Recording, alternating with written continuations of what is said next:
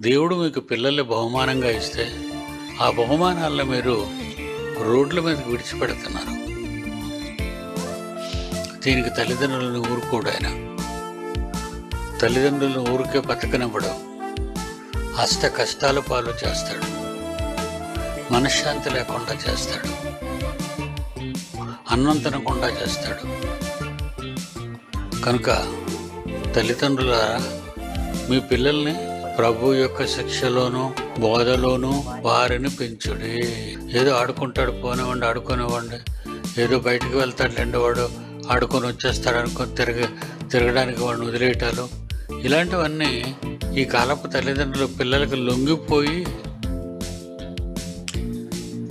తల్లిదండ్రుల బలహీనతకు పిల్లలు వాళ్ళని బ్లాక్మెయిల్ చేస్తారు. తల్లిదండ్రుల మధ్య ఉన్న పొరపాట్లను పిల్లలు వాళ్ళు గొడవలు పడినా బూతులాడినా పిల్లలు ఎదురుగుండా చేస్తారు. కనుక అవన్నీ పిల్లలు వారి మనస్సుల్లో దాచుకొని తల్లిదండ్రులు కూడా బ్లాక్మెయిల్ చేస్తారు. చాలే నువ్వు నాకు చెప్పావని పిల్లలు ఈ తల్లిదండ్రులను ఎదిరించిన వారు కూడా ఉన్నారు.